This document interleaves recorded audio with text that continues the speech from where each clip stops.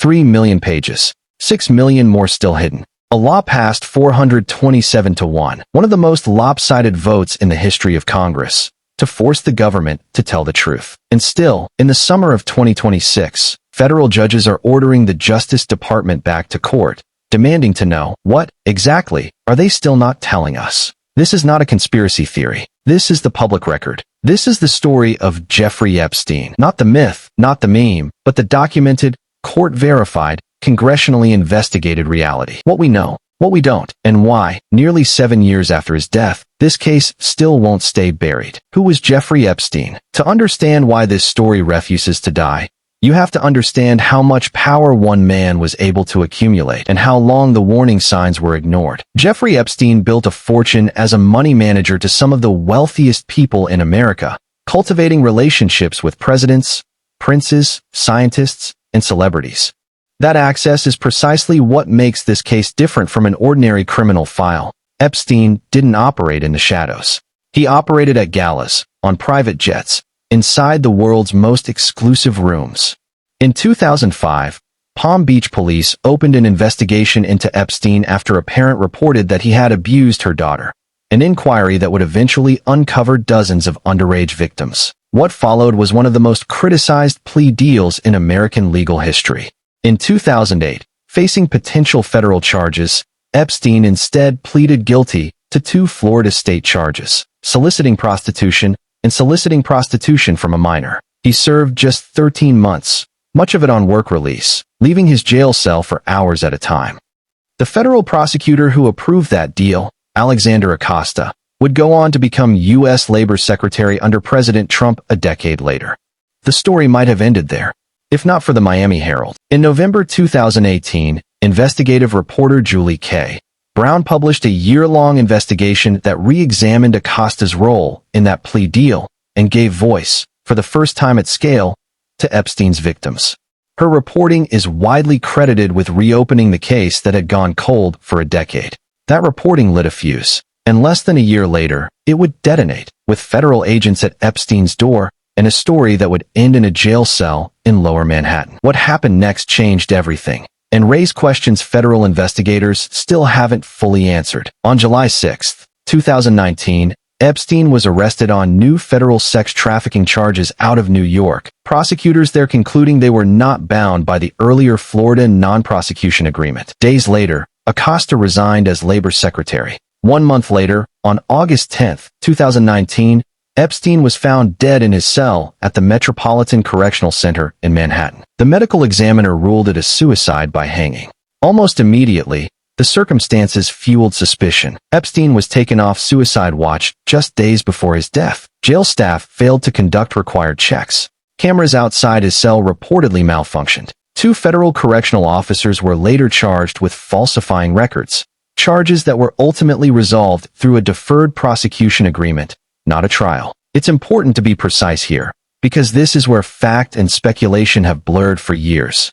Multiple government reviews, including the Justice Department's own Inspector General, have concluded Epstein died by suicide and found no evidence of homicide. What they did find was gross institutional failure, broken protocols, understaffing, and neglect that made it possible for a high-profile inmate to die essentially unwatched. That distinction, institutional failure versus conspiracy, is one this documentary will return to again and again. Because 6 years later, the loudest fights in Washington are still, in large part, about exactly that question. Was this negligence or something else? With Epstein dead, prosecutors turned to the woman they say made his abuse possible. Her trial would produce the only new conviction in this case in over a decade, and it would not be the last word. On July 2, 2020, federal prosecutors in New York charged Ghislaine Maxwell, Epstein's longtime associate, with sex crimes, accusing her of helping recruit and abuse his victims. After a month-long trial, a jury convicted Maxwell on December 30, 2021, of sex trafficking and related offenses.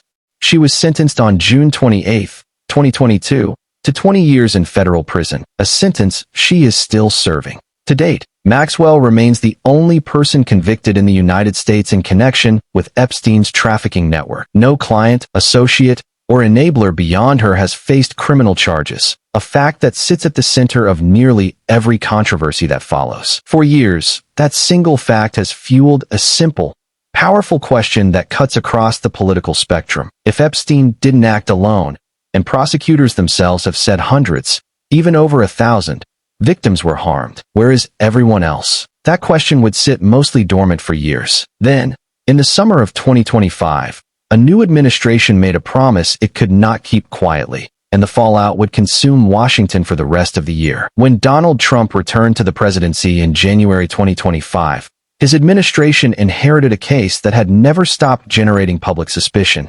And, this time, some of the most vocal demands for transparency were coming from his own base. In February 2025, the Justice Department began teasing a release of case materials, even handing physical binders labeled the Epstein Files, Phase 1, to a group of conservative influencers at the White House. But those binders reportedly contained little that wasn't already public. Attorney General Pam Bondi promised more was coming. Then, on July 7, 2025, the Department of Justice and FBI released something very different. A 2-page memo that tried to close the case entirely. The memo stated the government had found no evidence Epstein kept an incriminating client list, and no credible evidence he blackmailed prominent associates.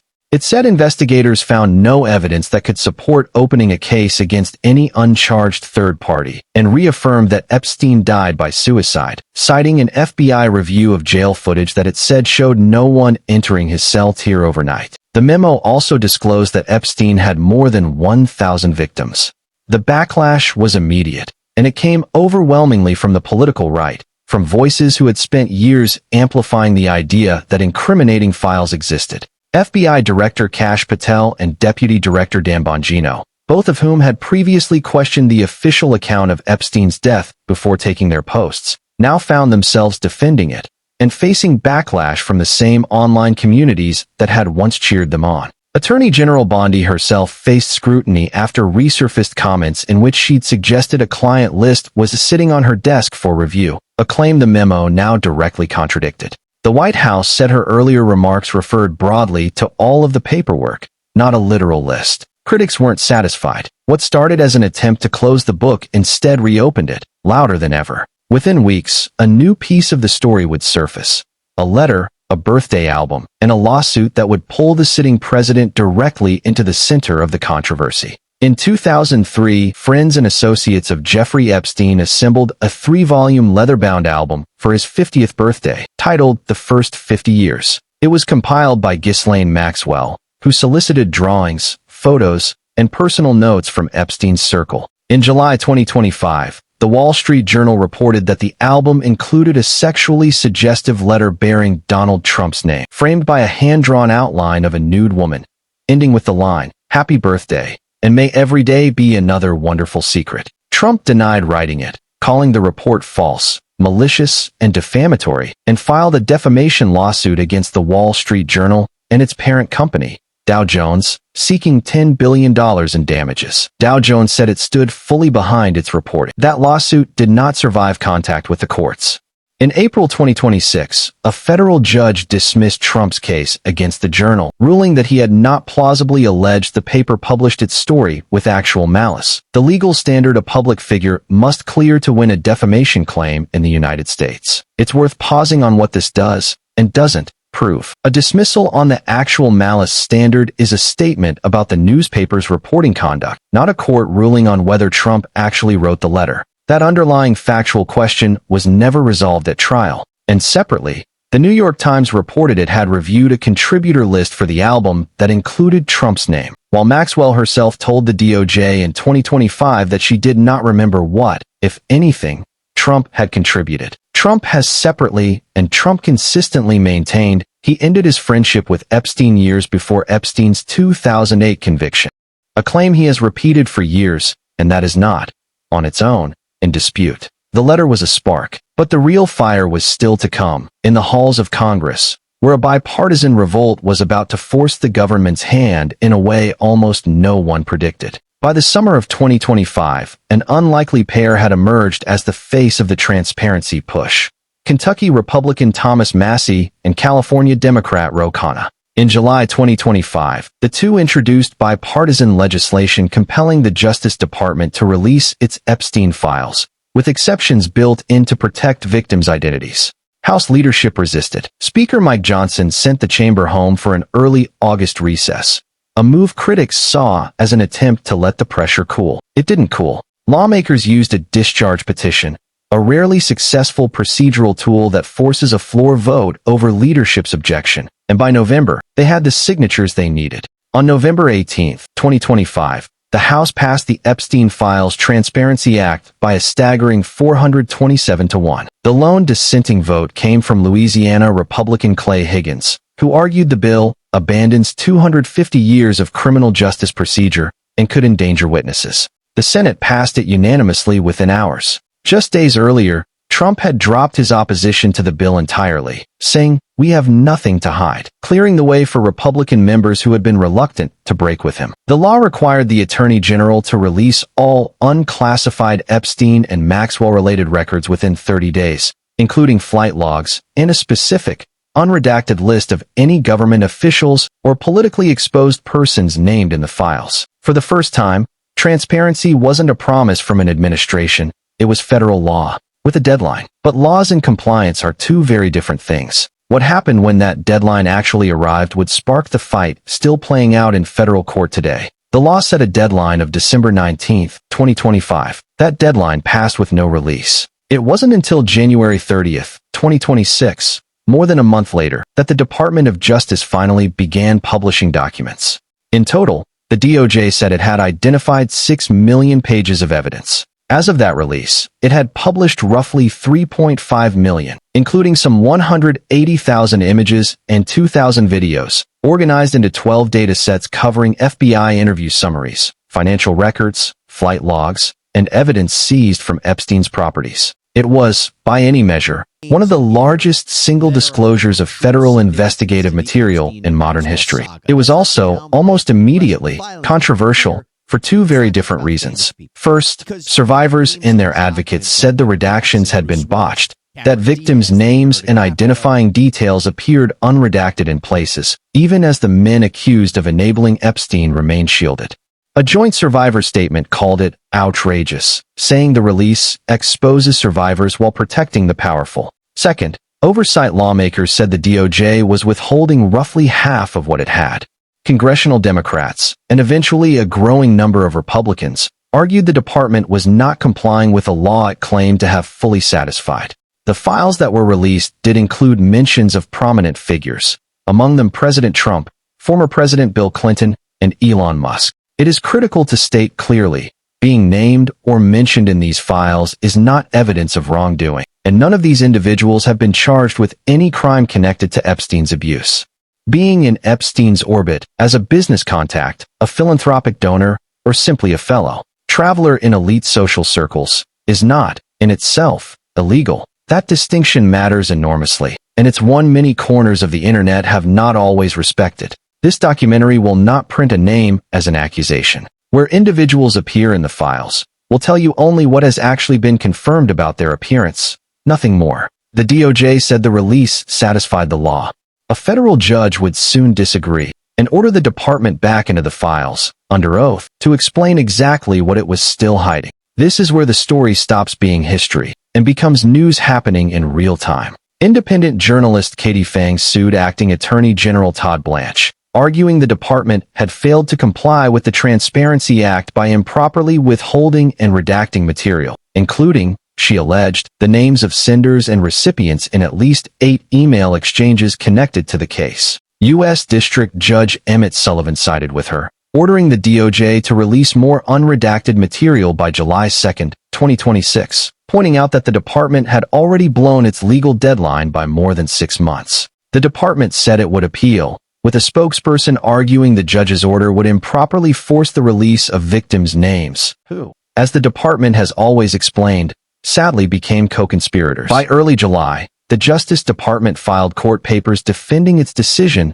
to withhold roughly 2.5 million pages, with Acting Attorney General Blanche arguing further release would harm both victims and the government's interests, offering instead to share select material privately with the judge, a practice known as review in camera. One detail from the unredacted material at the center of this dispute deserves direct, careful framing. Among the sealed records is an interview summary describing an uncorroborated allegation from a minor involving President Trump. To be exact about what that means, this is a single, disputed account within investigative files. It has not been substantiated, tested in court, or resulted in any charge. The department itself has not treated it as credible enough to act on. We report its existence because it's a documented reason the DOJ has cited for continued sealing, not because it constitutes proof of anything. Meanwhile, the fight has widened beyond the courtroom. In July 2026, Massey and Khanna introduced a follow-up bill, the Epstein Files Transparency Act 2,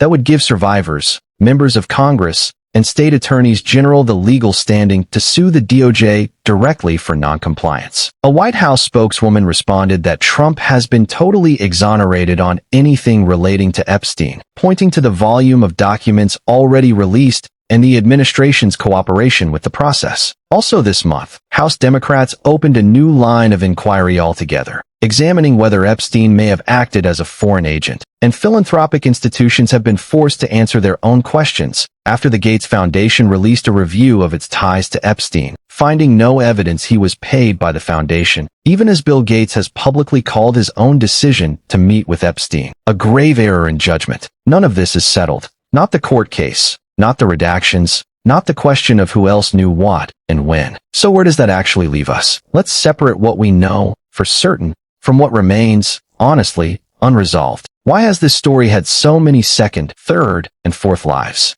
Three forces explain it. First, the law itself created a mechanism for recurrence. Every missed deadline, every court order, every new data set is, by design, another news cycle. Second, the scale of Epstein's social network means nearly every release carries the possibility of surfacing a new name, which guarantees ongoing media and political attention regardless of whether wrongdoing is ever found. And third, trust. Because senior officials across two administrations made public claims about the file's contents that didn't hold up, from a client list once described as being reviewed, to a case declared closed within months of being reopened, both sides of the political spectrum have reasons to doubt official reassurances, even when those reassurances happen to be accurate. That's the uncomfortable core of this story. It isn't only about what Epstein did, or even only about who else may have known. It's about whether the American public can trust its own government's account of a case this large, this politically charged, and this thoroughly mishandled from the very beginning.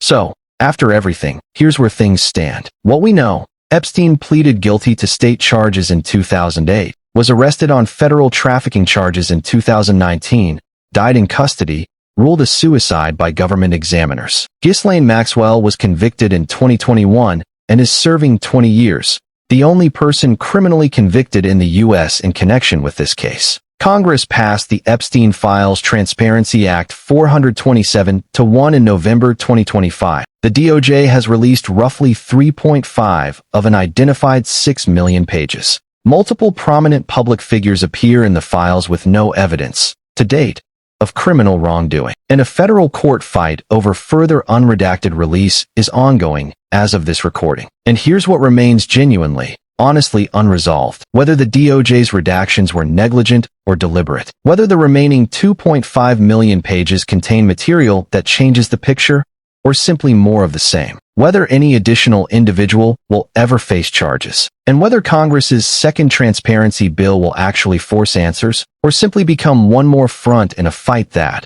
by now, has outlasted 3 attorneys general and 2 full news cycles. What to watch next?